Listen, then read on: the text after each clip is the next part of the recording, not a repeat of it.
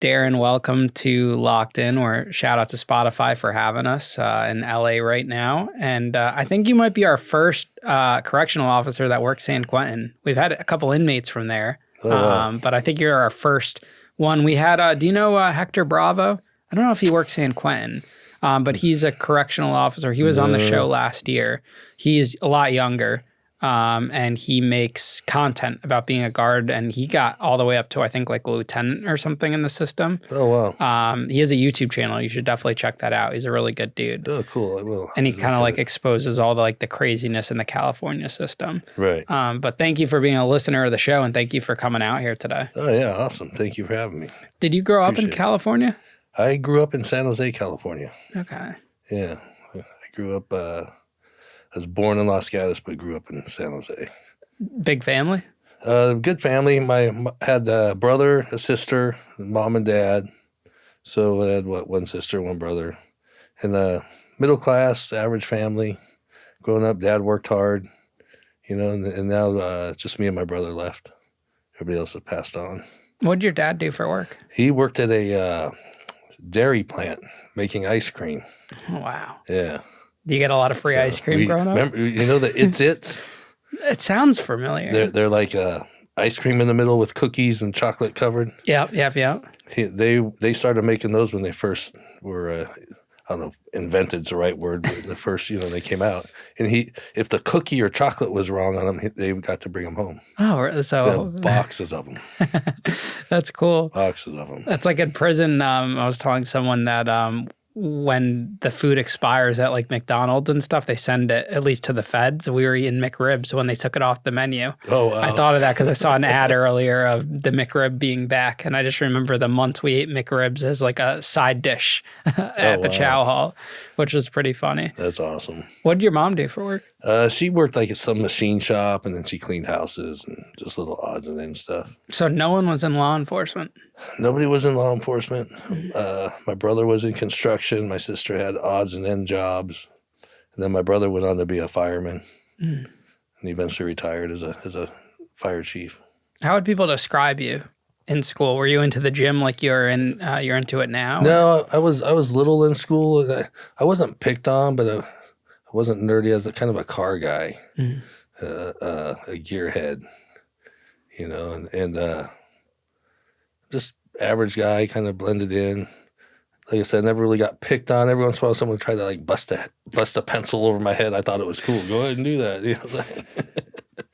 Whatever.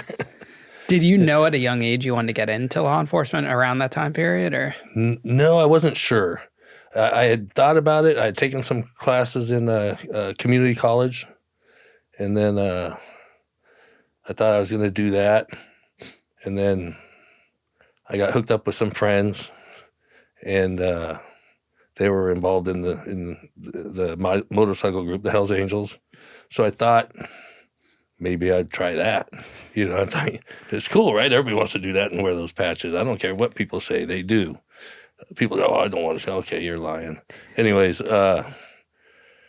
so we were at the Santa Clara County Fairgrounds one night.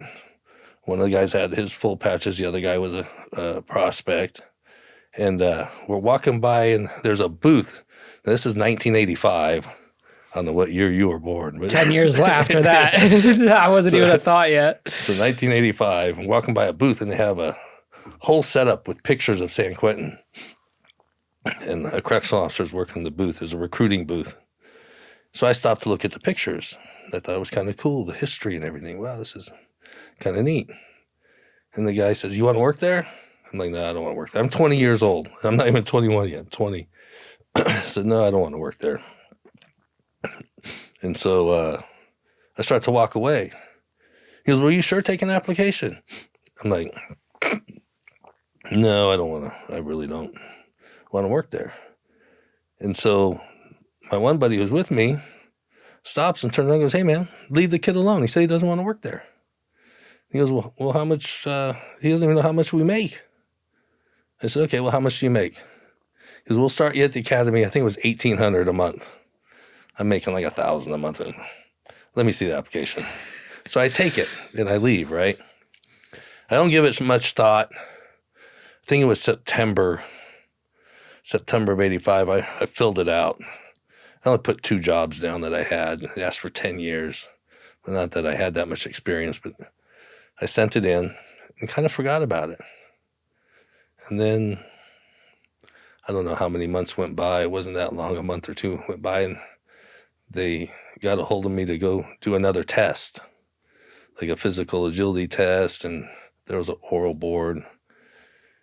And I wasn't going to do it. So I was at the muffler shop with my buddy, Dave's muffler shop. And there's guys, all the guys from the club, some of them are there. And I said, I'm not going to do that. And 2 of them were like, why? You need to go do that. Like, really? It's like being a snitch, man. I don't want to be a snitch.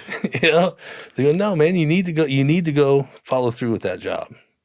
It's got benefits, take care of your family. And I'm like, man, really? Yeah. Man, the club's just going to take stuff from you. It's not. I think they knew I probably didn't have it in me to do what they do. I mean, that stuff, I give them credit, man. They go through a lot to get those patches, and it's hard. So I went through everything. Next thing I know, I passed that test and passed the next test. Then I'm in backgrounds. Well, now what they have to wait for, the academies are set. Back then, they were only 6 weeks, but you had to live there. I'm waiting, and they give me an academy date, but I wasn't 21 yet. I wasn't going to be 21 when I graduated. It was one or the other. I wasn't going to be 21 when I graduated. I wasn't 20. Had to be 21 to start. So they delayed my academy till I think it was May of 1986 is when I graduated and went to San Quentin. What did your parents think when you told them, hey, I got a call back for this job. I'm going to San Quentin? They, of course, the mom's always worried, and scared. My dad's like, whatever. You don't care. At least you got a good job, So they were supportive of it, and once I was there for a while, of course, mom always wants to brag about you, like being a mom. What was the reputation of San Quentin back then that you had heard of? Well, back then, back in the 80s, 86, 87, you didn't have, Pelican Bay wasn't open yet. New Folsom wasn't open yet. Corcoran was about to open. And those were all the high level 4 prisons. So all you had at that time was San Quentin and Folsom for all your high violent, high risk inmates. And the majority of San Quentin at the time were security housing units, lockup units. And so it was kind of scary. I'm 21 years old, and you're going through the academy and seeing people get stabbed. Sergeant Birchfield just got murdered there. The inmate stabbed him in the heart, died. And so that stuff goes through your head. What about Alcatraz? Was that open at the time? Alcatraz wasn't open at the time, but there was a Sergeant Davenport and a Sergeant Wardy that had worked at Alcatraz. And they were sergeants at San Quentin when I started. So it was already closed by that point, Alcatraz? Yeah. You ever watch the movie The Rock? Yes. I love that movie. I think I've seen it like 50 times. Oh, it's so killer. It was so good. Big Nicolas Cage fan. Right. I got to go do one of those tours one time. It's fun. Do they still do the tours? Yeah, they still do them. I think that would be cool. Yeah. Imagine doing an interview in there. That'd be awesome. That would be cool. Get that set up. Yeah. So they were actually telling you guys that, guards, officers were getting stabbed during the training aspect of it? Yeah, you knew about it, and they would tell you or teach you for training purposes, to be careful what to do, what not to do, and the training they receive now is way better than when my first week I was what they called a PI at the time, a part-time intermittent employee. And then my second week I made full time, but my first job was working in the chow hall at 3 a.m, and I'm the only officer there. I'm brand new. We had some on job training, through the week at different places, but so I go to key control. I get the keys from Sergeant Wordy, who's working key control, and I said, "What do I do?" They said, "Well, go there and see the free staff person, and he'll tell you what to do. Okay. So I walked in there, and anybody who's been an inmate there or worked there will tell you it's just like on TV. You walk in, the chow halls are huge, big painted murals on the walls. Pretty cool looking. I'm pretty bitching with all the artwork and stuff that's on those walls.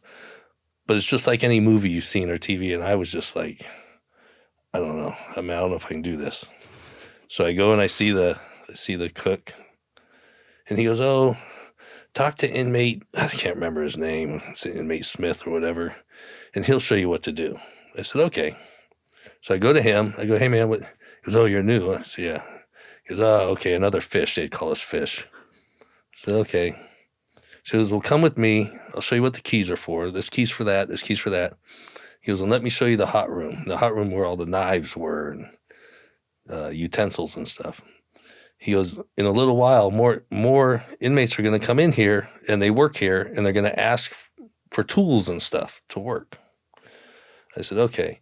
He goes, "See all these butcher knives and stuff?" Yeah. He goes, "They'll have certain colored ID cards. Like my ID, you can't give me those butcher knives." And I'm like, "What? You're in here with me. What do you mean I can't give them to you? I'm thinking you're going to stab me or something with them." He goes, because we're high violent inmates, we can't have that. I'm like, okay. He goes, "Oh, the sugar, by the way, you need to put the sugar out right now." I'm like, "Oh, okay." Not paying, didn't know anything. So I took all the sugar out and I put it in all the dining halls. As the day goes on, the cook comes to me and goes, "Hey, where's the sugar? We need to put the sugar out." I'm like, "What?" "You need to put the sugar out." I go, "I already put it out." "No way." I go, "Yeah." He goes, "Oh, they got you.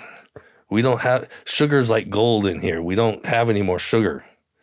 And you're the guy that put it out, and it's all gone." I go out and look, and it's all gone. All the boxes are empty. The inmate cooks took it all because they make Pruno and stuff out of it, right? They're making their alcohol out of it. So I felt stupid. That was my first day. They took advantage of the newbie. Yeah, it was bad. Hey, Locked In listeners, let me hit you with a question. What's the biggest scam you've fallen for? Maybe it was a shady deal on the inside. Maybe it was a too good to be true opportunity. But let me tell you, one of the biggest scams that's out there is happening right now in your own bank account, and you probably don't even realize it. I'm talking about subscriptions you forgot about, sneaky charges that hit your card every single month for stuff you don't even use. I was going through my expenses the other day, and Rocket Money found 3 that I had no clue I was still paying for. 3. That's money down the drain. Rocket Money is a personal finance app that helps find and cancel unwanted subscriptions, monitors your spending, and even lowers your bills so you can keep more of your hard-earned cash. With Rocket Money, you get all your subscriptions in one place, no more digging through old emails to see what's draining your wallet, a clear view of your spending across all your accounts, alerts if your bills go up, or if there's suspicious spending. They even negotiate your bills for you, so you don't have to waste hours arguing with customer service. Rocket Money has over 5 million users and has saved people over $500 million in canceled subscriptions. That's real money back in your pocket. So cancel your unwanted subscriptions and reach your financial goals faster with Rocket Money. Go to rocketmoney.com/lockedin today. That's rocketmoney.com/lockedin. One more time, rocketmoney.com/lockedin. Don't let these companies hustle you. Take back control of your money with Rocket Money like I do. Now let's get back into today's episode. What did they have a nickname for you? Like I know new inmates are called like Fish or different names like that. Did they have that for new guards? No, they call us Fish. Okay. Yeah, they just call us Fish or Rookie. Something, nothing extraordinary. Now, even in a violent or like a maximum security prison where it's like lockdown, they still have inmates coming out to cook and make the meals for people. Yeah, you still had a couple. I think it was North Block. I can't remember what the other ones. You had some mainline inmates. They were level 4, but they could come out of their cells and walk around. Were those individuals dangerous, or did they like having that job and they didn't want to ruin it? They like having the job. They don't want to ruin it. They don't want any problems in there, but they're going to take as much advantage as they can. I mean, I would too. I don't blame nobody for doing what they did in there, So they had you there by yourself, just in that chow hall working? By myself. And the second day I had the same job. And I go in there, and we're serving breakfast. And there's gunmen. There's gun walks up, and there's gunmen all over the place. I think there's 2 or 3. And so all of a sudden a fight breaks out. Well, then another fight breaks out. And then another fight. Now everybody's fighting. And I'm looking around, and everybody's on the ground except me. The other guards are on the ground. And one of the inmates goes, "Fish, get on the ground." You don't tell me what to do. I'm correctional. I'm the officer. And another inmate goes, "Rookie, get on the ground." Right about then, they still had the metal trays back then. They weren't the yellow plastic ones. They were the steel metal ones. One goes flying by my head, boom, hits the wall, and boom. Oh, damn. So I get on the ground. And the one inmate looks at me and goes, "See, man, I tried to tell you, man." So, okay. And then a few minutes later, the gunmen, they had Mini 14s, started firing warning shots. We could hear them ricocheting off the walls. They eventually switched to glacier rounds, which would hit something and explode. And these rounds were just, you could hear them ricocheting off the walls. I'm scared to death. Well, all the other officers come in, they take care of everything. Everything gets going again. We start serving again. I mean, it was a while. But that was my second day. And this all leads to, I was going to quit. So my third day, I'm working North Block. And a few years before I started, they used to have tier tenders. Well, the tier tender inmates were given the keys to lock the cell doors up and stuff during lockup. And, well, they stopped that. But the officer I was working with on the third tier, one of the inmates needed his cell unlocked to go in and get something. So he hands the keys to the tier. They still had tier tenders, they just weren't allowed to have the keys. And goes, "Here, go let him get what he needs and bring me the keys back." I don't say nothing. I'm the new guy. I'm like, I don't think you're supposed to do that. But and so that was kind of freaky. And then the one that got me was it my 4th or 5th day? They put me in the factory. It was like they made mattresses out there. I can't remember what else they made. They had a name for it, but I can't remember it. But in the feds, we called it Unicore. Yeah, it's similar to that. It's a big warehouse where all the inmates would go to work and make whatever.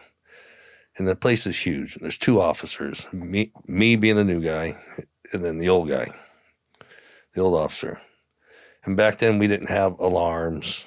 All we had was a whistle. So the officer tells me, "Hey, go up there on the loft and tell them all them inmates it's time to go. You got to head back for lockup." I said, "Okay." So I walk up the stairs. It's dark up there. You can hardly see anything. And so I yell, "Hey man, let's go. It's everybody's time to lock up." We heard the buzzer. Okay. Well, everybody gets up, starts going down the stairs, except 3 dudes. And they're sitting on a bench way in the back. I mean, super far back. And I start walking to the stairs. I'm thinking in my head, the whole time in the academy, they're telling you, don't let them punk you. Don't let them, you got to stand up to the guys. And okay. So I go back. I said, "Hey, man, it's time to go." They said, "Yeah." And they sat there. And I walked all the way back to the stairs thinking they were going to come behind me. Nope. So I walked all the way back. I said, "Hey, boy, it's time to go. Let's go." And they jumped up. And the one guy, tall, skinny black guy, walks by me and gets about a couple inches from me, just stares at me. Walks by. The second guy stands up, just shaking his head, and walks off.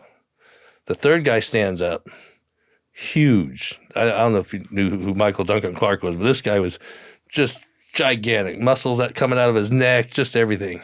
Tall, too. And he walks up to him and he points at me. He doesn't touch me, but he points at me and goes, "You're lucky you're new." I'm like, "Excuse me?" He goes, "You're lucky you're new." I'm like, "Well, why? What'd I do?" He goes, "You don't call black people boys. And you called us boy." I'm like, "Oh, I didn't know." I said, "I'm sorry, I apologize." He goes, like I said, you're lucky you're new. You do that to us again, you're not leaving up here. The rest of the day, I'm going to quit. I'm done. I'm going to quit. I don't want to work there. I'm terrified. So I got my weekend, went home. And the thing that got me, it's going to sound kind of sexist, but back then they didn't have 3% at 50 where guys could retire early at 50, 55. So you had some people in their 60s still working, women in their 60s still working, and they could still wear the skirts, the correctional officer skirts. They had women's skirts. And I remember a fight in the upper yard and whistles going off and gunshots going off. And I kind of froze. I'm supposed to respond to it. I was working the rotunda. And I saw this older guy, I say old, he's probably my age now, but older guy go flying by running. And then two ladies with skirts running towards the alarm, towards the gunshots. I'm like, I'm 21 years old. If they can do it, I can do it. I took off running. I stayed there after that. And that's what convinced me to stay there. How many years would you do later after that moment, kind of foreshadowing that? Means at San Quentin? Yeah, or like in general as a correctional officer. I worked at San Quentin until 92. And then near the end of 91, 92, I had gotten in some trouble in the adjustment center where I wound up and worked my whole career at San Quentin. And I went to Solano State Prison, which is in Vacaville. And I hated it. And everyone told me I was going to hate it. I didn't. San Quentin, to me, was a real prison. You had real convicts. You had real prison guards. And everyone says, you're going to go to Solano, you're going to hate it, you're going to hate it. And I go to, we used to call it Telano. I go to Solano and I hated it. I've never had an inmate tell another inmate before. Never. And they're telling me, hey, so-and-so's not mopping the floor. Okay, well, why are you telling me? Yeah, I don't know why you're telling me. Because if they don't mop it, you're going to mop it. Well, are you telling us to do something? No, that's not what I'm saying. And they finally got the hint, and the guy shows up one day at the Black Eye and mopped the floor. That's how it worked at San Quentin. Solano, at San Quentin, 2 times that I remember, I was new, and I was working the dorms and walking to the parking lot. And there's 2 officers fist fighting in the parking lot. And I'm looking, and the other officers ignore them. Just go to your car and leave. I'm like, what? Just ignore them. They'll work it out. Well, one of the officers told another officer about something. So they would fight in the parking lot. It actually happened twice because it happened in the lower parking lot too. And then doesn't work like that anymore. No. And at Solano, they would tell on you. The officers would tell on you as much as the inmates would tell on you. And I hated that. It's like, man, none of these people, they think they're tough. They think they're hard. This ain't nothing. You guys are a bunch of punks. So you think if you never saw those 2 women running, you wouldn't have continued your career? Oh, yeah. I was ready to quit. Wow. I was done. I'm going to go paint cars or something. Work on motorcycles. Was it standard for new guards to work in different areas throughout that first week? Like, I feel like if you're training someone properly, you would do like, okay, maybe a week at the chow hall, a week at this, a week at that. They do more of that now. Back then, you did have some on the job training. You'd go somewhere for a unit for 4 hours or something, but nothing like they do now. And being a part-time employee, you were kind of like a sick relief person. If someone's sick, they would send you there. If someone had vacation, they'd send you there. And at San Quentin, there were so many officers and so many vacancies that while you're a part-time employee, you would work all over. Or a vacation relief officer would work all the people when there are people on vacation. So even back in the 80s, staffing was still an issue? Yes. Wow, so nothing's really changed. No, nothing. It's always forever been an issue. Right. You would have thought they'd know about this years ago, like, because staffing's, bad now. Right. If it was bad 30, 40, 50 years ago, why they didn't do anything about it then to kind of fix it? Yeah, I don't know. I think they always trying to play catch up, and you get, and they'll get fully staffed, and then it stops overtime, and then officers want overtime because you get good money overtime. But San Quentin was cool. I liked that. I liked the history. I worked the adjustment center at San Quentin, which was the worst of the worst for the state at the time. I don't mean to sound like I hate when people get on here and they're badass or something. That's not me at all. And I love when a listener comes on the show that actually listens to the show. It's fun. But and I don't want to sound like that, but it's, if we had problems with the inmates in the adjustment center, we'd send them to 4A and Folsom. 4A and Folsom had a problem with the inmates, and send them to us, to the adjustment center. But I'm going to get lunches one day for the adjustment center. I'm going to the chow hall, and in the upper yard, there's a big group of inmates, correctional officers, everybody just screaming and yelling. And I look up, and the gunmen are just standing there. What is going on? So I walk up and I go, what's going on? And one of the inmates goes, oh, Sergeant Bonomi's kicking Russell's ass. We're like, what? It's a sergeant and officer fist fighting in the upper yard at San Quentin with lieutenants and sergeants watching. And then a captain, I think his name was Captain Echeverria, starts walking up the upper yard. And everyone, hey, break it up. And, then it changed. Nothing like that would ever happen to Solano. The officer would be too scared. They rightfully so. You don't want to get fired or nothing. Like Sergeant Russell lost his stripes. He got bounced down to an officer. But and so about from 86 to 92. So at Solano, I started looking for another job. And I left there in 94. And to become a cop? Yeah, to become a cop in Richmond. Now walk us through a day at the adjustment center. Like, what time do you get in? What was your typical shift, and what would you do all day? The adjustment center, we'd start at 6 a.m. So it was 6 to 2. And you'd do bar checks. So you'd pick, and it was 3 tiers and held 104 inmates. And you would pick a tier or a floor. Actually, it was floors. A floor and a side, and you're going to do bar checks. And what you're going to do is you're going to pull all the inmates out one at a time. Or maybe we didn't. I can't remember if we did it like in groups. I think it was 2 or 3 at a time. And then you'd take like a putty knife and check all the bars with the putty knife, make sure no one's cutting through the bars. And they had security screens on them too, because they'd stab you through the screens.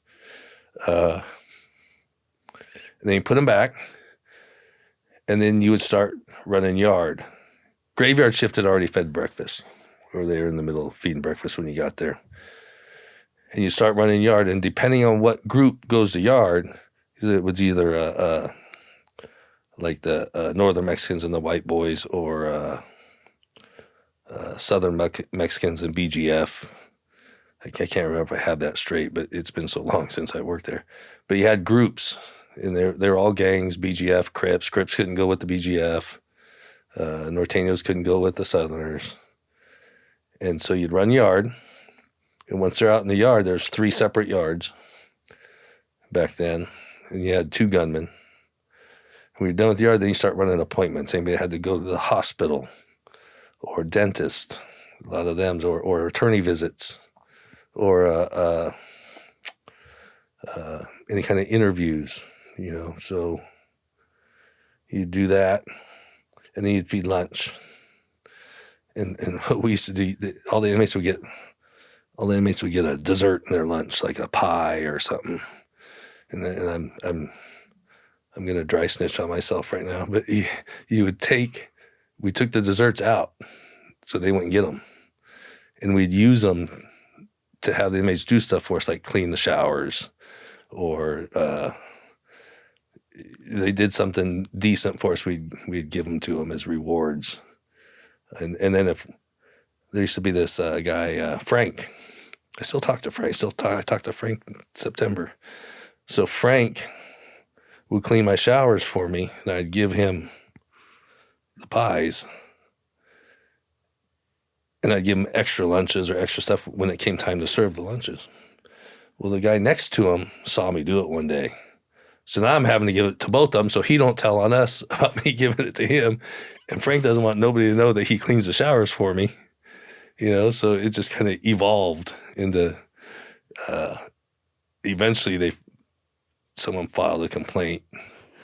And me and G-Rod, Guillermo Rodriguez, we ran the first floor in the adjustment center. We're like, well, we don't know nothing about desserts.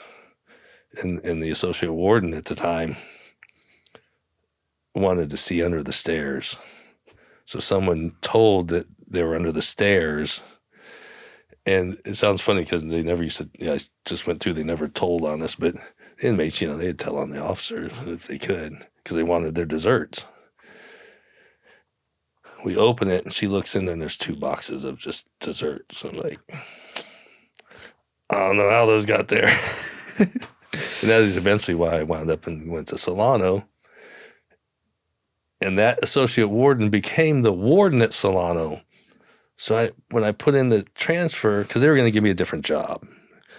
I'm 28 years old. I think I'm king shit, right? I'm not going to, if I can't work where I want to work, I'll just go work closer to home because I lived in Vacaville at the time. And so I put in for a transfer and she's not going to give you a job. She hates us in here.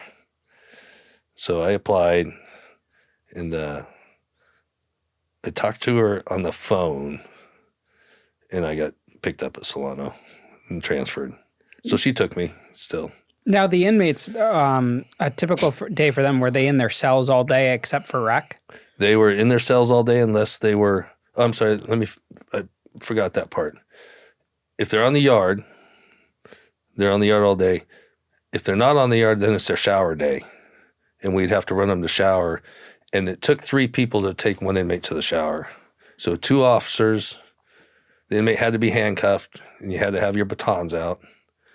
And then the guy at the front of the adjustment center, it was a bar box. There's 3 levers that you had to go through to open one door. That door would slide open. And that's at the end of the tier?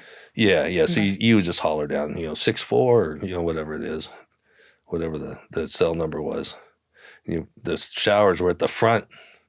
Just there's a sally port, like 2 gates, and then the shower, and then all the cells. And then, so if they weren't on the yard, then they took the showers, and you just run the whole tier for the showers unless they were out in an appointment. Yeah, this is exactly how it was laid out in the Danbury solitary confinement in federal prison that I was in. It's 3 tiers. It's kind of like Alcatraz, 3 tiers, the old system with the bars, the shower at the end. Yep. Would they do 1 man to a cell or 2? 1. Just 1? Just 1. Now, was a yard another cage or was it an actual big yard? It was like caged off yards. I mean, they weren't huge, but they were somewhat big. Now they have them in cages. They've really changed a lot. But it was a big open yard. And multiple inmates would be able to interact with each other? Yeah. Wow. Yeah. So even as long as they were in the same group, same gang or whatever. Okay. Was there any ever, fights out there within their same gang? Oh, yeah. All the time. Sometimes sometimes you'd make a mistake. And so we had the southern yard out there, and this guy, it was a new officer and somebody else was taking someone to the yard. And me and G-Rod were like, I don't think it's his yard day. And so none of the inmates said nothing. He didn't say anything. And so we opened the door. He goes out. I turn and look, and I'm starting to write his name down. And I turn to G-Rod. I go, hey, man, grab him. That's not him. It's not his yard day. And then the gunshots went off. Boom, boom. They had put him on the yard. As soon as he got unhandcuffed on the yard, they started going at it. Wow. And so we pull him back off. I asked him, man, why'd you go out there? So I ain't no punk. I got to show up. I got to show. I got to show up for my team. You going to put me out there with them, I'm going to fight them. Gotta give him credit for that. I give him all kinds of credit. So, what do you think about prison gangs and the politics behind it? I think when you're in there, and I've had friends in there, I think they do what they need to do to survive and get by. And you're going to hang with your own. I mean, and help each other out. They're trying to intermix them now, and they're just having problems. out here in California anyways. So do you think there's something that the wardens or the upper, higher ups could have done to prevent all these prison gang politics that exist in today's world? I'm not sure if they could, because it's so embedded in some of these guys. A lot of these guys just grew up there in prison, and they go, they get out and go home, and they raise their sons that way, and it just and there's a lot of good people in prison that just made a mistake, like, oops, I ain't gonna do that again, And there's some that need to stay in there forever. I think it allowed me to learn a lot about people, and Frank, for instance, and I had, back up a minute, we had famed row on the first floor. So we had Charles Manson, Richard Ramirez, the Night Stalker, the Alphabet Bomber bombed the LA airports. And they really weren't like, I mean, they were kind of scary when you talk to them, but they weren't mean or scary or, nothing like you see on TV or anything. But I forgot I was going with that. But and they had all the gang members, that were in there. And even some of them guys were decent. They were respectful. I call them real convicts.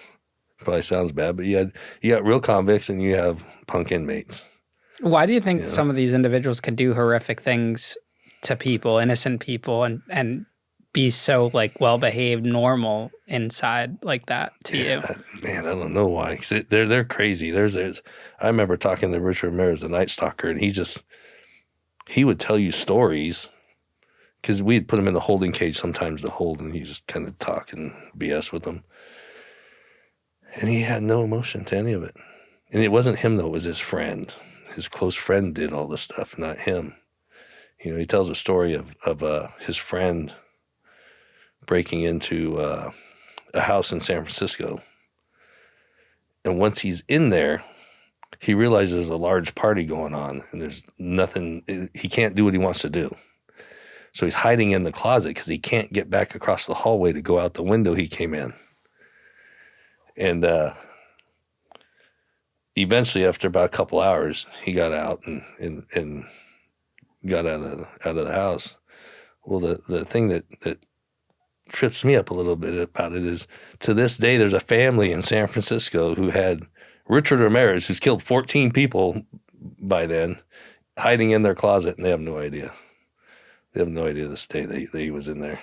And I don't know why I think that's weird, but I think it's weird. Now, these types of guys, how do you guys treat them as officers?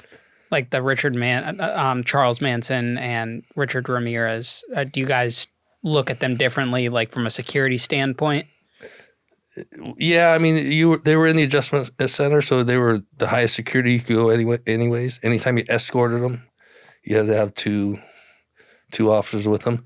But we were so busy in there, running yard, running showers, running lunches. You just didn't give it a whole lot of thought. There's so much so there was a guy, Billy Ray Hamilton, who wanted a razor to shave his body, right? Well, I'm not thinking. I'm just thinking of going home. Okay, all right, Billy, I'll get it to you. Well, I forgot, and I left. The next day, we're running yard, and it's his turn to go to yard, and we noticed all his stuff in his cells packed up. That usually means something's going to happen on the yard, and they're going to go in the back in the quiet cells with the solid doors, right? That we weren't supposed to close, but some officers did. But didn't think much of it. Get to the Sally Port, the door closes, and before G-Rod could open the other door, he's out of the handcuffs and trying to punch me. So we're fighting. This guy can fight. This guy is a skinny, linky guy, kind of an AB type guy. So we get him handcuffed, throw him in the quiet cell, move all his stuff. And the the next day serving lunches. I'm go to give him his lunch. He goes, hey, Monohan, what? He goes, I did pretty good yesterday, huh? I'm like, what do you mean? He goes, I did pretty good. It took 4 of you to get me back in handcuffs. So I'm like, dude, what was that about? I don't understand. What I do wrong? So remember the day before you wouldn't give me my razor and you went home? I said, yeah, I got busy. He goes, oh, everybody started giving me crap on the tier. I have to do something. Oh, okay, that's cool. No hard feelings. Yeah, no, I get it. I understand. No big deal. And I just didn't let it bother me because if you do, you drive yourself nuts. What were conversations with Charles Manson like? Charlie was in and out, I would say. He's kind of weird. He'd call me Irish. My nickname was Irish. And he would say, you dig all the time. He was at San Quentin on my tier for 3 or 4 years before he went back to Corcoran. And he was more normal than you see on TV other than the language he would use. You know, he'd always say man a lot and you dig, man. And he'd have birds or ants come into his cell and he'd feed them and we'd try to clean it up. And, hey, man, don't be killing my pets, man. Irish, don't be hurting my pets. All right, Charlie, but you got to clean. You can't. It's gross. You know, you can't have them. None of these other dudes want the ants in their cell. I know. And then I remember I taking him to an interview once. I forget what news channel it was. I took him there. Me and another Mario Gates. We took him there, and he does all this weird kung fu stuff, you know, in front of the cameras, in front of the thing, and we're walking back. He said, hey, Irish, how'd I do? I'm like, what do you mean? He goes, how'd I do? I did pretty good. I gave them what they wanted. I go, yeah, Charlie. I said, I don't know how you do that. I'd worry about that stuff. Oh, man, Irish. You can't worry about things, man. You're only here once. Just live your life. So life advice from Charles Manson. Don't worry about it. But he would talk, but it wasn't much of any substance. That makes sense. Who would visit him? All kinds of different people would visit him. A lot of women? Yeah, a lot of women. Sometimes he wouldn't go to the visit because he figured it was just somebody else wanting to, you know, news press or something. Did you ever read his mail? Yeah, he'd read his mail. He'd get a lot of mail. He'd tell stories about the Beach Boys. He knew Dennis Wilson, and there's kind of a funny story with Charlie Manson. He could sing and play guitar really good. He just could. He could, and he had a little character to him, you know. And so when the lieutenant was gone on the weekends, we would let Charlie out and come in the holding cage and get his guitar from the back. He had a guitar in the property room. Give him his guitar, and he would sit and play his guitar and sing. And he'd sit and sing for us and play the guitar. We could only do it for certain times because sometimes we need the holding cage to run yard and all that stuff. And then we put him back in his cell.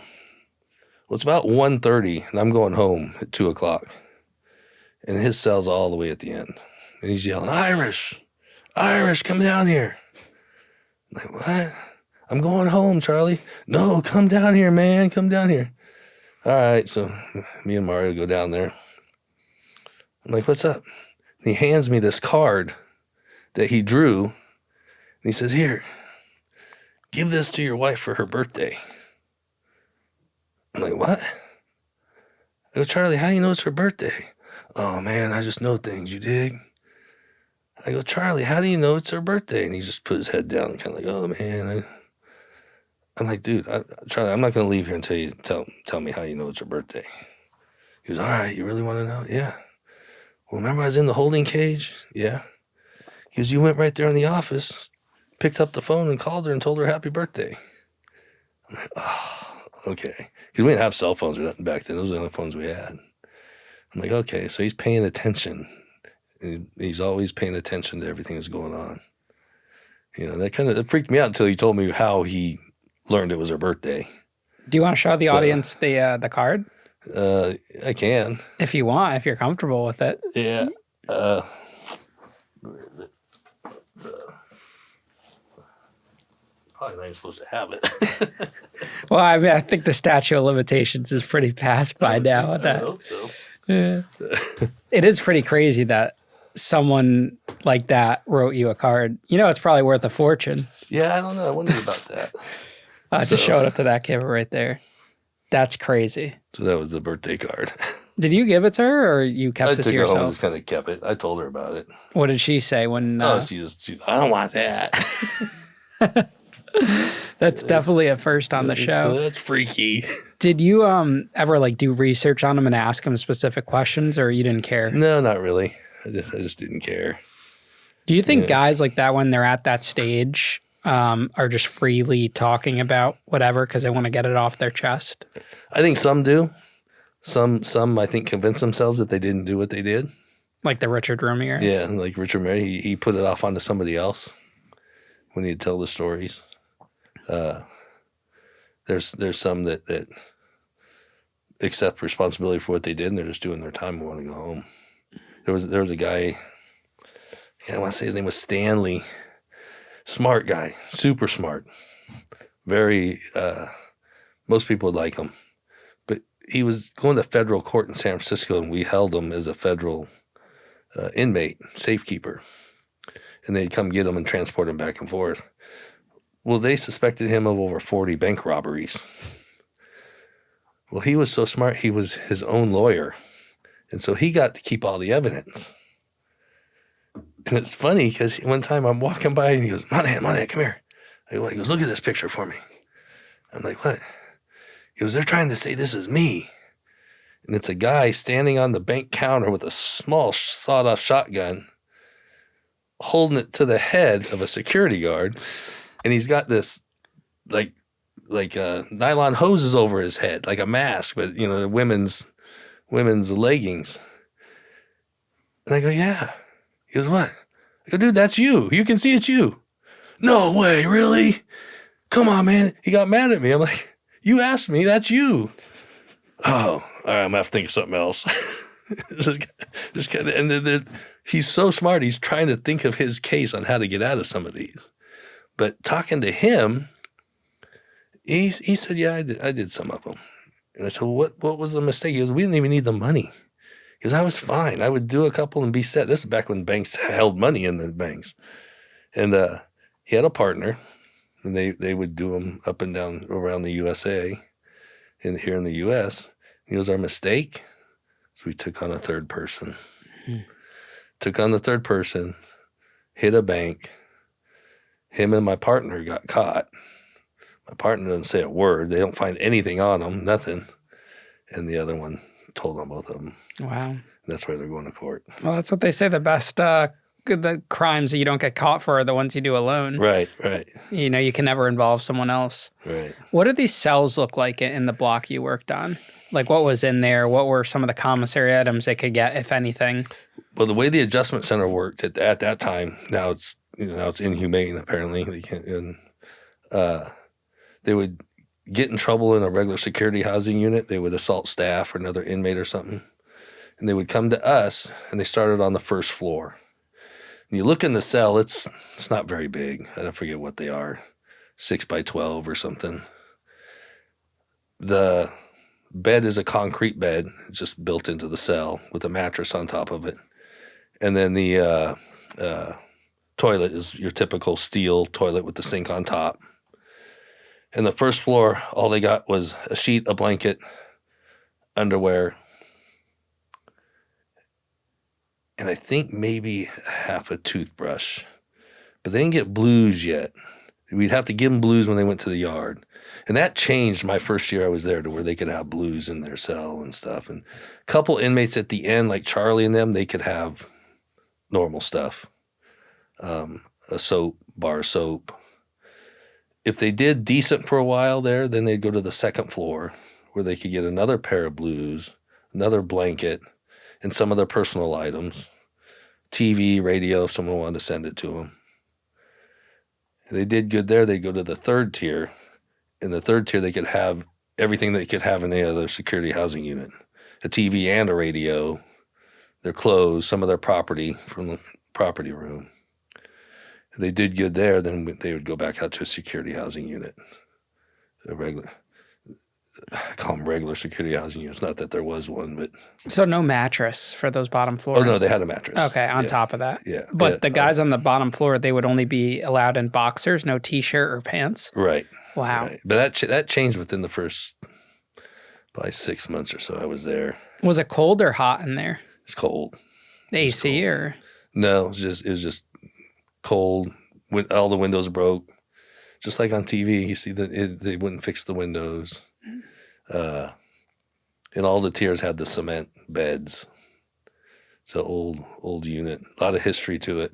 Would you know why each individual inmate was sent there? Yeah. What was the most like horrific one, a reason for someone to go there that you read? Stabbing an officer. Stabbing him several times, cutting his neck. You know, and then the officers in there, Jamie Aleos, was running a shower with a guy, and the guy reached through the food port and sliced Jamie Aleos' neck open. I wasn't working that day, but I remember coming to work and Aleos was off. Like, what happened? Oh, little Jaime cut his neck. Because they would get a razor at the... Yeah. So it was different there. It was a lot of history, and I liked the history. And I was lucky enough to work at the time that people part of the history still worked there. Like Sergeant Wordy was a sergeant since 1955, and this is 1986. And he finally retired after I left, and then he passed away shortly after that. That was his whole life. How do you think corrections has changed? Like, do you think it's a lot different than what it was back then? Yeah. Why do you? It's a lot softer, if that makes sense. It's they give them more stuff, thinking they're gonna be a better person or their behavior will be better. And sometimes they do. Sometimes it works. But I have a theory with all of it, with the whole world, or at least the U.S. The softer we are with stuff, the worse things get. And that's prisons, crime, anything. And I challenge people to just tell me one law. I just want to know one. And I'm sure there's one out there. I just don't know what it is. Or one restriction that's put on the police that has reduced crime. In my head, the answer is zero, because I have never seen it. And what do you mean by restriction? Give us an example. Like not being able to take a person to jail for misdemeanors anymore. In California, you can't do it anymore. You got to give them a citation and let them go. And then after so many citations, then they go to jail. But they get a court date. So that's one thing. Being a police officer is extremely hard. And making an arrest or fighting with somebody looks terrible on video. There's no nice way to do it. Because they play one part. Right. It's never what happened. Right. Granted, there are some situations where it's wrong, but... I've seen some videos and I'm going, whoa, that dude needs to go to prison, you know? But a lot of them, they only play the one part. And there's no nice way to arrest somebody unless you want to get hurt. You know, if you want to get hurt, then you can dilly-dally around and, you know, argue with the guy. But that's not what we're there for. We're there to take you to jail. And this is coming from a guy. I didn't like a lot of cops.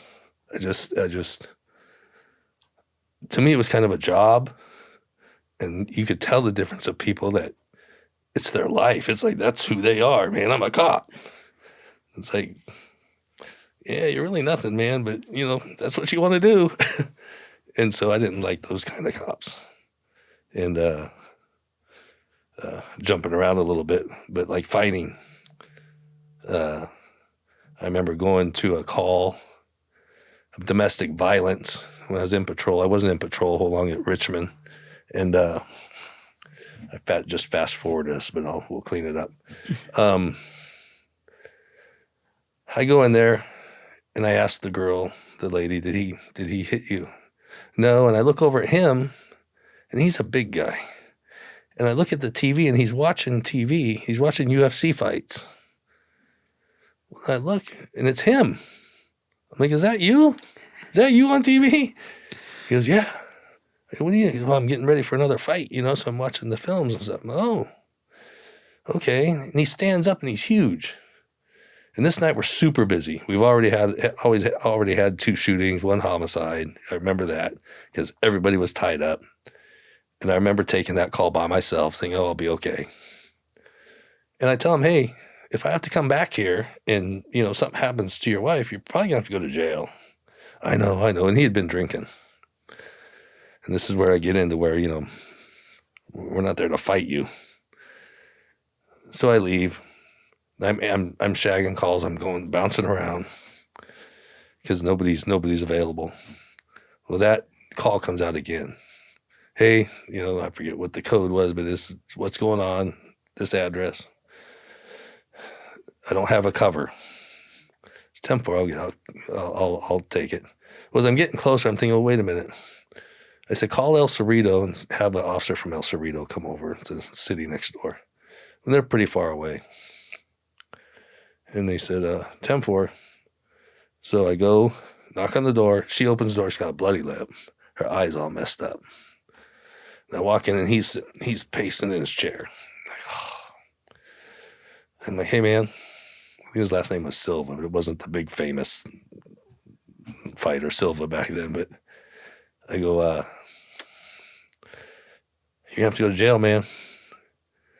He's like, nah, I'm not going to jail. I'm like, yeah. I said, unfortunately, man, you have to. I told you before I left. And he's like, no, I'm not going to jail. I said, okay. So I'm thinking in my head, what do I do? I'm still fairly new as a cop. I'm like, man.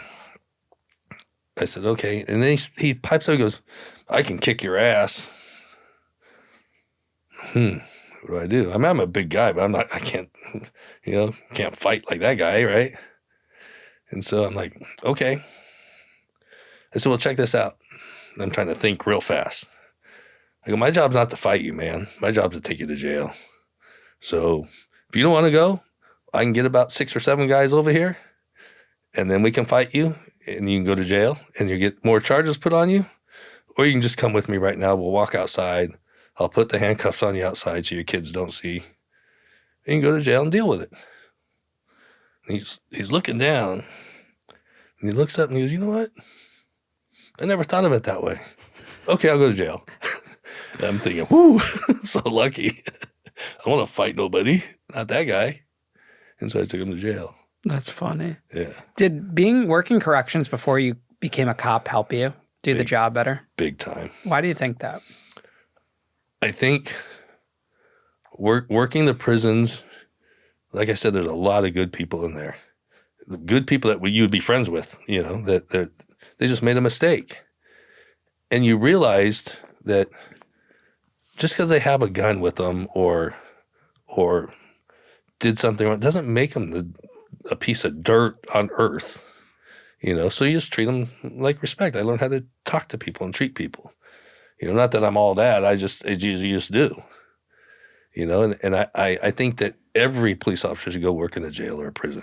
Or maybe even the military. Yeah, I heard one of you guys on here say that, and I agreed with them 100%. I just feel like they should work there before they work the street. There's too many young cops fresh off the job. Like a town like mine, Danbury, there's guys that are younger than me that are getting into policing.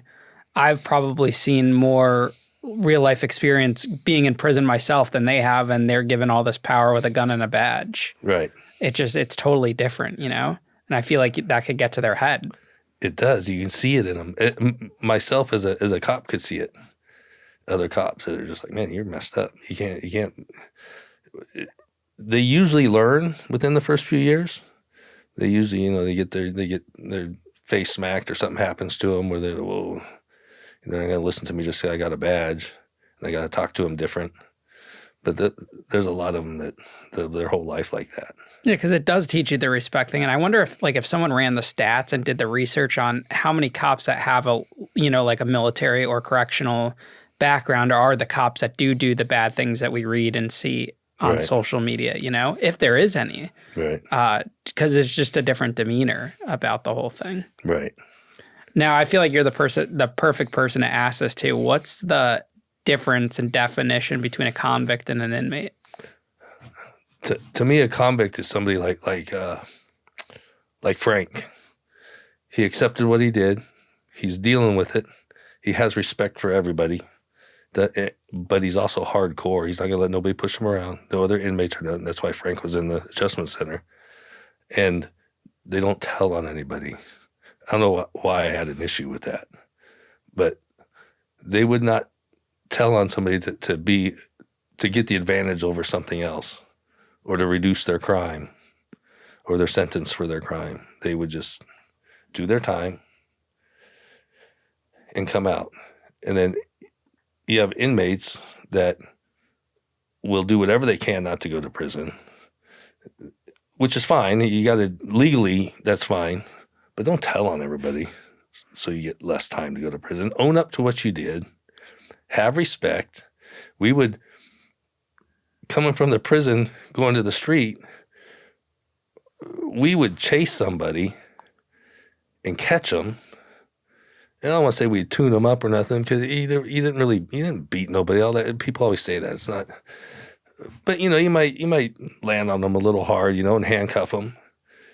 And I used to call them convicts. The convicts would always apologize to you in the elevator. Hey man, sorry I ran. I didn't want to go back to prison. I had the gun and I knew I was going to get arrested for it. And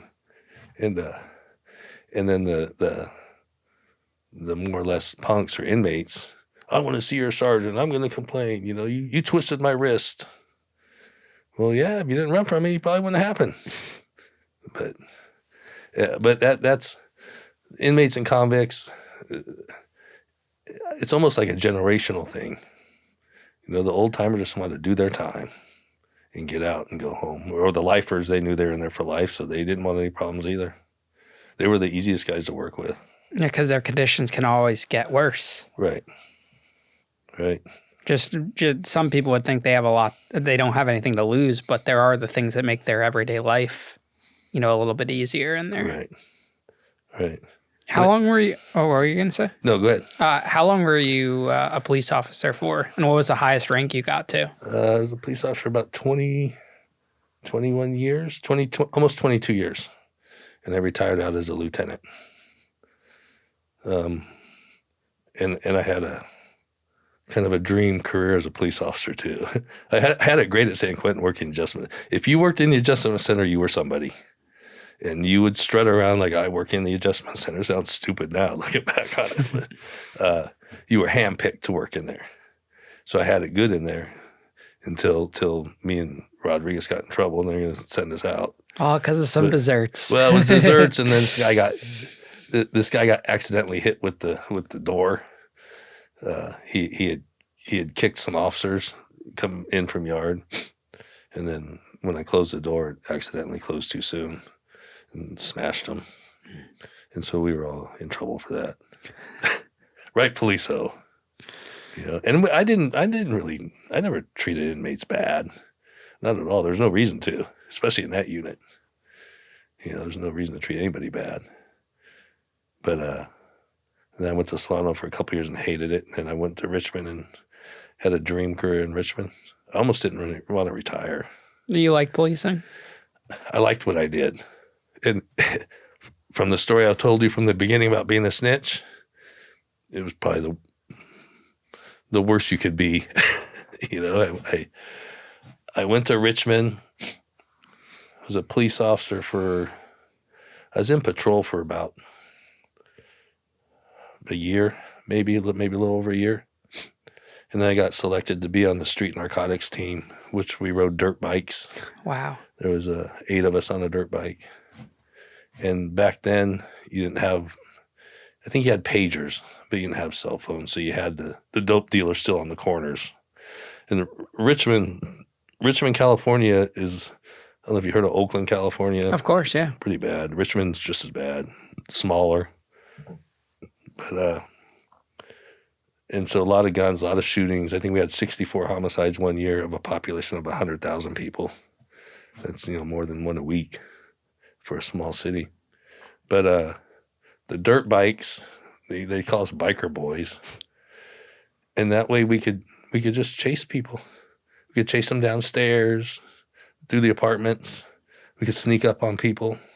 People selling dope. We get calls so they're selling dope, so we would hide in the parking lot or something and look down with binoculars and watch them and see where they're hiding their dope. And then we'd swoop around on them. There's a funny story about being a biker boys was I think it was 4th and Main. We could never catch these guys. And we knew them all. We knew their names and stuff. And it was you built respect for each other, you know, you just did. It's weird. But we wanted to catch these guys so bad. And we had heard they just got what's the word I'm trying to think? They just got a new supply of crack. Crack was huge back then.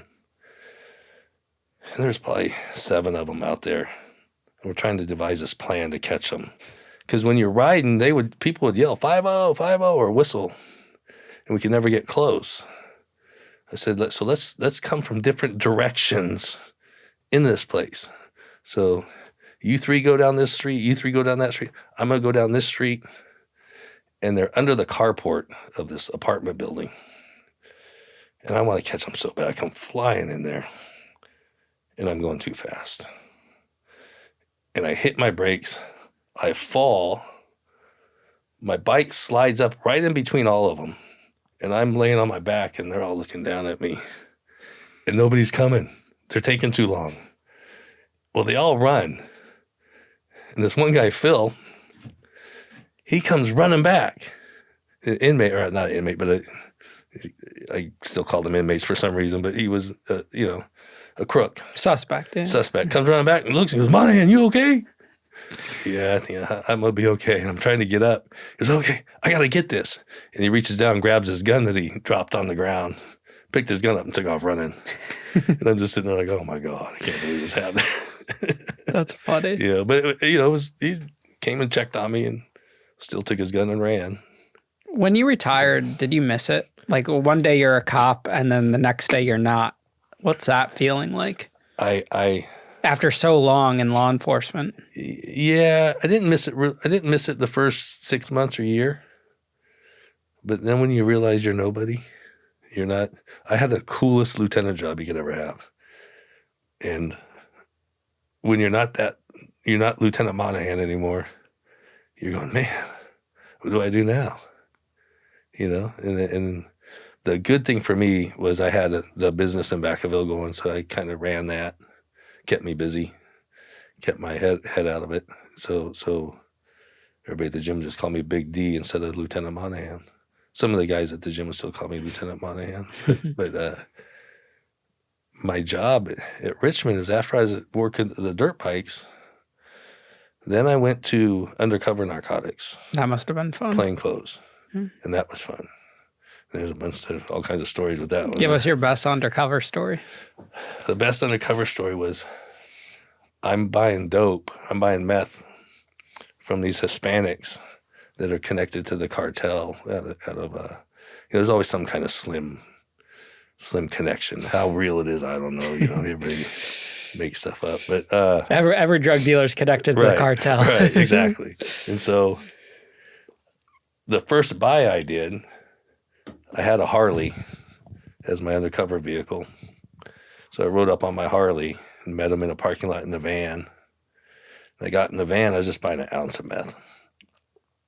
And he goes, hey, the crook, his name was Ben, you got a gun? I said, yeah, I got a gun. You think I'm stupid? Come here. He said, man, put your gun on the floor. I'm like, okay. So I put my gun on the floor, and he puts his on the floor.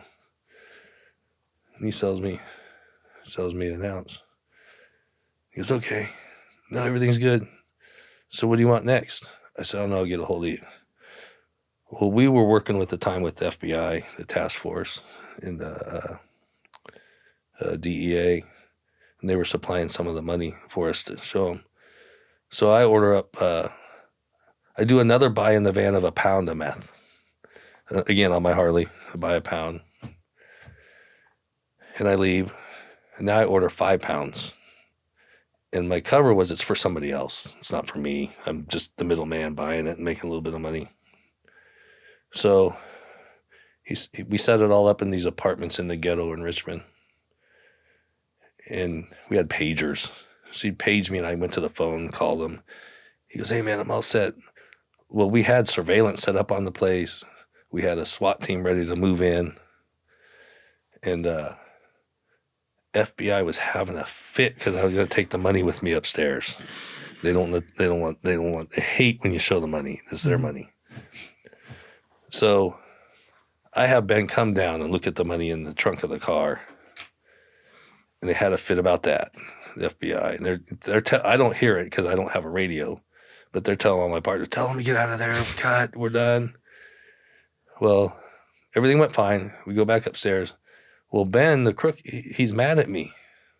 I'm like, what? He goes, why do you have that fancy car? You can't be driving around the neighborhood with that fancy car. It was a BMW 6 Series or whatever.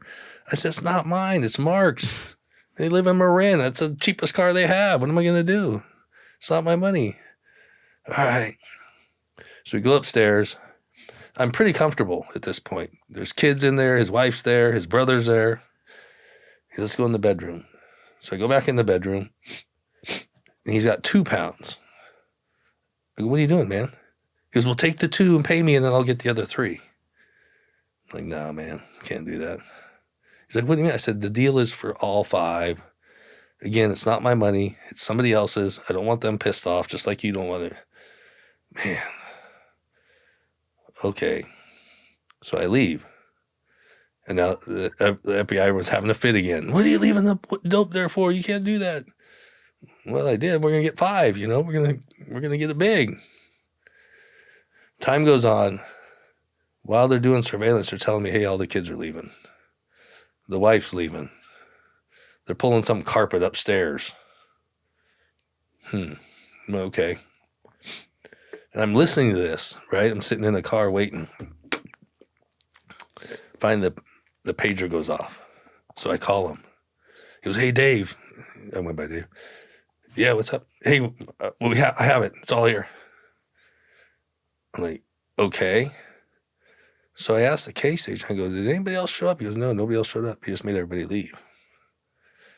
I'm like, whoa. Now I don't feel comfortable. This ain't cool, right? So I have real long hair and a beard. And, you know, I'm a white guy in a Hispanic and black neighborhood, you know, so I feel uncomfortable anyhow. And I go back.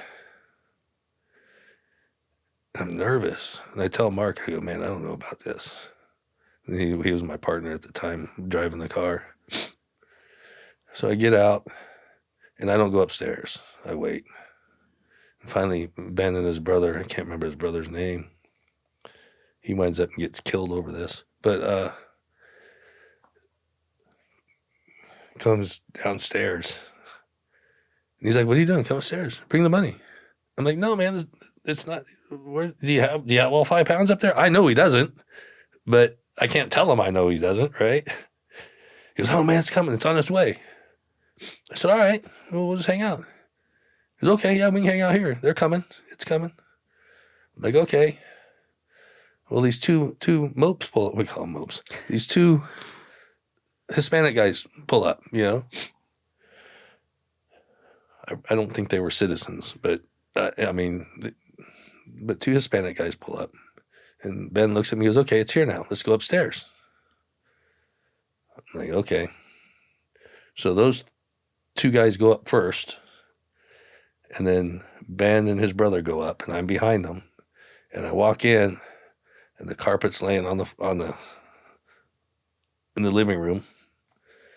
There's a AK-47 sitting on the kitchen counter. I walk in the bedroom. There's a handgun on the pillow and a shotgun on the bed. And I'm thinking I'm going to get ripped off or killed. I'm like, wow.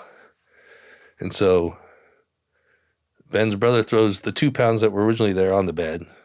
And then the other 2 guys pull out the other 3 pounds and put it on the bed. The whole time I'm thinking, I'm going to get killed. I just am. And he's like, okay, now go get the money and bring the money up. And you can take the dope. You can take the stuff. You can call it dope. But I'm like, okay, I'll go get the money. Well, our bus signal was like, Alex gonna like this or something. So I'm coming down the stairs and I'm saying the bus signal, Alex gonna like this. Alex gonna like this. Nobody's coming. Ben goes, what'd you say? Oh, no. I said, Alex gonna like this. Why? I thought you said his name was Mark. I said, well, yeah, Mark's in the car. I'm trying to think fast now because I just blew it, right? Mark's in the car. Alex is the guy in Marin that's going to. No, you said his name was something else. I said, man, do you want the money or not? Let's go get it. So as we get to the car, the SWAT team pulls up. Everybody takes off running. I get thrown on the ground and handcuffed. The two mopes, or the two Hispanic guys, God, I've got to stop saying that. They get thrown on the ground and handcuffed. And the main two crooks get away. We forgot to put somebody else on the other side of the street. They jump the fence and they're gone, right? Well, we get the dope, we get all the guns. I think I showed you the picture, right? Yeah. That was like one of my biggest real undercover things. But no crook. Like, damn. Well, about 3 or 4 months go by, we hear that Ben's brother, the cartel, killed him in Mexico. He was the one who originally set this up with another guy, and then they pulled me in as undercover. And so he got killed, no longer there. Probably not a year. One of my partners calls me we had Nextels back then, you click, right? We're high tech now. And he says, hey, Darren, what are you doing? So I'm just typing in the office. Come to this gas station at 23rd, and I forget what the street was, Virginia or something. And he goes, I think Ben's here getting gas in his truck. I'm like, really? He goes, yeah. And I had a Cadillac back then. Still long hair, beard, drove the old Cadillac. So I go flying over there as fast as I could. I come pulling in there, and he's almost done getting gas because he had went in the store and did some stuff. So I get out of my car, and he looks at me and goes, what's up, Dave? I go, hey, man, how you doing? He goes, I'm surviving. And I go, oh. He goes, I'm going to go to jail, huh? I go, yeah. You're going to go to jail. So he takes off, and we go after him. And he goes, I want to go home and say goodbye to my wife and kids. I get emotional. So we go down there, we catch him just before he's walking in the house. And he goes to handcuff him, put him in the car. And then he asked me if he could say goodbye to his wife and kids. I said, yeah. That was the last I saw Ben. Wow. So he didn't end up getting killed then? His brother did, but Ben did. Oh, the brother did. Yeah. Okay. Last I heard. And those were the two guys that escaped. I'm sure he got out. Wow. But see, that type of old school policing doesn't really exist. What do you mean? Like now, I feel like how many cops are letting you, bring yourself to your wife and kids to say goodbye and stuff, like how we see it in the movies and like what you just described. I don't know. I feel like that humanization and humanity isn't there as much. It was no big deal. It was but you didn't have to do that, but you did that because you were a good guy. Right. It goes a long way. And I'm sure he remembered that moment for a while. Yeah. I don't know. I never heard nothing about it after that. I think he pled out to like 10 years or something. And that's why I think it's important to have these conversations. So like that ex-inmates and stuff have a different perspective of law enforcement. You were telling me off camera, which is a good point to touch on, that we're not so different. Like you hear both the law enforcement stories on this channel and the criminal ones, and it's relatable both sides. Right. You can relate to, I get it, man, from people, from crooks, and it's you just be a human being, I mean, crooks can be human beings. Bad crooks need to stay in prison, but just because you're making mistakes in life and haven't figured it out yet doesn't mean you're a piece of shit. Just doesn't. There's always an opportunity to find redemption. And it's funny because I think I hang around or have like 3 friends that were cops out of all those years. Because I just don't care for I mean, they're okay. But some of them, I'm a cop. Okay, And I'm not trying to be like I'm all high and mighty. I see people on your show that do that. It's not me. It's just is what it is. Yeah.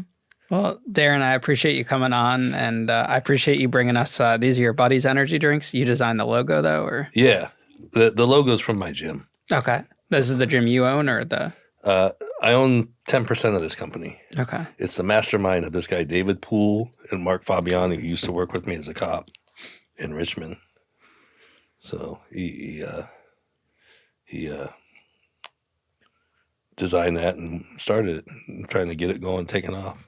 That's awesome. But yeah, I mean, real quick, just to sum up some of the stuff, like the human thing part of this. Yeah, of course. Frank, I have so many stories I could go on for days, but Frank, who used to clean my showers, right, paroled. Well, when I started working in Richmond as a cop, they assigned me to a parole agent to help him. So he has a warrant for Frank Coffey. And I go, Frank Coffey? I know that guy. That's my shower guy. Right. So we go to his house, and of course his mom lets us in, and we can't find him. We open the closet door. There's a pile of clothes. We move the pile, and there's Frank. And the first words out of Frank's mouth is, Monohan? Like, Frank, what are you doing? And of course he had a gun next to him, so we took the gun. And then every day after that, every time he got arrested, we had this thing where, like, if he ran, he was holding a gun. He was just a bad dude, but cool. I don't know how to explain it. And his deal was, if I'm running, I'm dirty. So if he ran, we would chase him. If he didn't run, we'd just sit and bullshit with him and leave. Well, every time he got arrested, I'd go to the jail and talk to him. Frank, when are you going to stop this, man? You're getting old.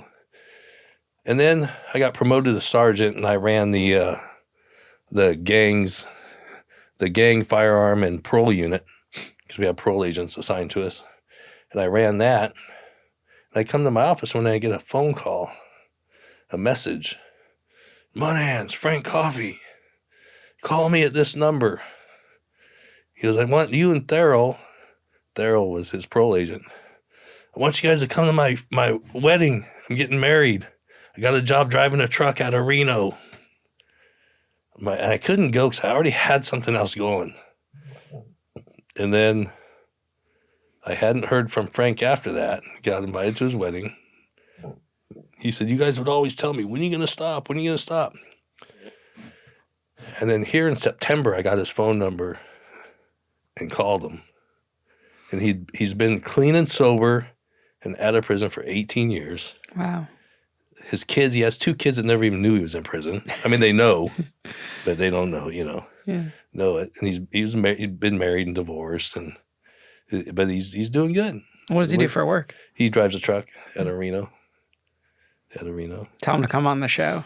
Yeah, I'll tell him. I'll give him a call and tell him I have another friend that Tom. Tom's hilarious. You love Tom.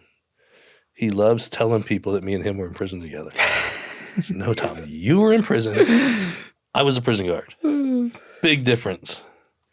Yeah, but the story doesn't sound as cool. Doesn't sound as good. Great guy. Me and him are really good friends. That's awesome. And then you go all the way to my gym, where the gym's at, and I let people who just got out of prison or narcotics, I let them hold their Narcotic Anonymous classes in one of my offices. They can come train at my gym for free to get back on their feet. If you get a job, start paying me. Don't rip me off. And some of my best customers, best members of that gym are them guys. They take care of it. They lock it up for me. They unlock it for me. They walk around with norteños across their neck, and if somebody doesn't pay, they'll check them. And it comes back. You give, it'll come back. Absolutely. Well, thank you, Darren, again for, thank you for having me. Coming on the show. I really enjoyed this conversation. I love the law enforcement correctional officer stories. It's a good switcheroo from the usual content. Well, it's just crazy starting as a correctional officer, and I retired as a lieutenant that ran I ran all our plainclothes division, so I very rarely wear a uniform in there. And so it was a big contrast from where I started to where I retired, which provides me a whole bunch of stories. I never used to tell stories. I didn't like cops who told stories. And now here you are telling stories. Now I'm the old guy telling stories. You remind me of Smitty. I don't know if you listened to his episode, the Philly correctional officer that became a cop. Oh, yeah. Yeah, he's a good guy, jacked, buff, one of those OG, guards he was from a back good in the one. day. He was the one that said the same thing I said, that everybody should start in a jail or a prison before they become a street cop. And he said the convicts and inmates thing. Did he? I don't remember that part. It's just not what it used to be. It's not, know? No, it's way different. I love how he says convicts, too. He's a good dude. If you ever on the East Coast, we got to link you with him. Oh, that'd be awesome. Do you ever come out that way? No, not. I don't like flying. I don't think he likes flying either. So I'll drive. He said the same thing. Right. Why don't you like flying? I don't know. I got friends that are pilots too, and they think I'm nuts. You get killed in a car crash before you're on a plane.